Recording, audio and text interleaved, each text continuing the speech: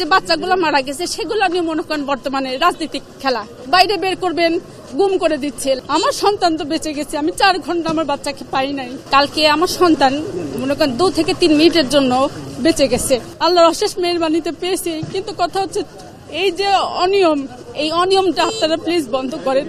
বাচ্চাকে ভালো মাঠ দেখে বড় যাতে খেলতে পারে, এর জন্য কিন্তু আমরা এটা সিলেক্ট করছি। বর্তমানে এই জিনিসগুলো যে বাচ্চা মাঠে খেলবে, সেফ কোথায়? আমার বাচ্চা সেফ না, কোথাও সেফ না। বাইরে বের করবেন, গুম করে দিচ্ছে, লাশ হয়ে যাচ্ছে, বস্তাবন্দি লাশ পাচ্ছেন। বাচ্চাকে মাঠে খেলতে দিচ্ছেন নাই, বাচ্চাকে এখানে দিচ্ছে, এখানেও একই অবস্থা। তাহলে আমার বাচ্চার সেফ কোথায়? আমি কোথায় দিব আমার বাচ্চাকে নিয়ে? তো আমি কনফিউজ, আমার বাচ্চাকে দিব কোথায়? এটা তো কোন সরকার কাছে বলবো, সরকার না কোনো রাজনীতি। এখন যে বাচ্চাগুলো মারা গেছে সেগুলো নিয়ে মনে করেন বর্তমানে রাজনৈতিক খেলা। কত বাচ্চা যে মারা গেছে কালকে, যারা আমরা অভিভাবক ছিলাম আমরা জানি যে তাদের কি পরিস্থিতি। সেম পরিস্থিতি কালকে আমার বাচ্চাকে পাইছে, অনেক বাচ্চার মা তার বাচ্চাকে পাই নাই, মিলছেই না, ছাই হয়ে গেছে, কিভাবে পাবে?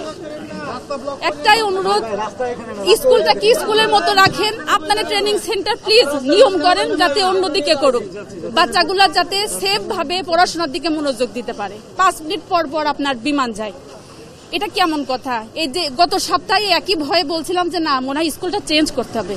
সত্যই তাই ভাই, আমার এখন স্কুল চেঞ্জ করতে হবে, এখানে রাখা সম্ভব না যেখানে আমার বাচ্চা সেফ।